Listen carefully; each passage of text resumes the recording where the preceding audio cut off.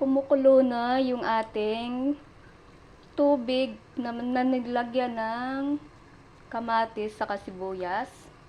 Ang isusunod po natin yung ating salmon heads.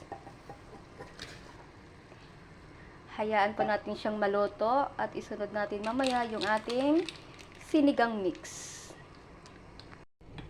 Ito na yung ating nilagang isda na may kamatis at sibuyas. Ngayon, isunod na po natin yung ating sinigang mix.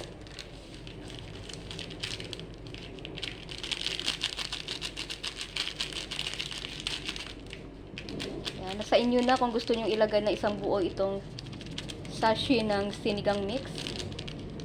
Sa akin, tinira ko na lang kahit konti lang. Ngayon, isunod natin yung ating gulay. Yan, yummy yummy. Haluin po natin.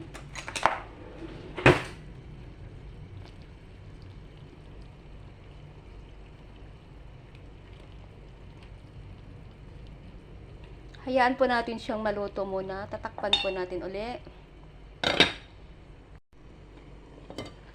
Ito na yung ating isda na may gulay.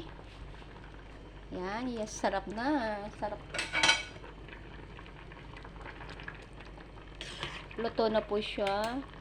Isunod na po natin yung ating, kasi wala po tayong kangkong. Ang available lang dito yung ating talbos ng kamote. Kaya ilalagay na po natin yung ating talbos ng kamote.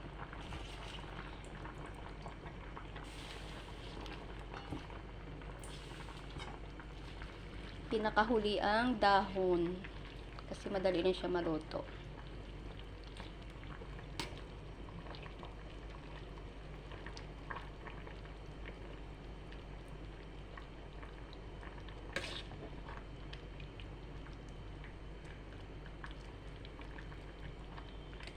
Yan.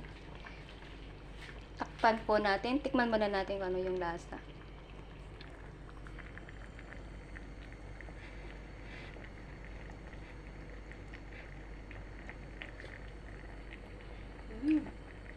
Ang sarap po. Perfect. Perfect. Nakakagutom na.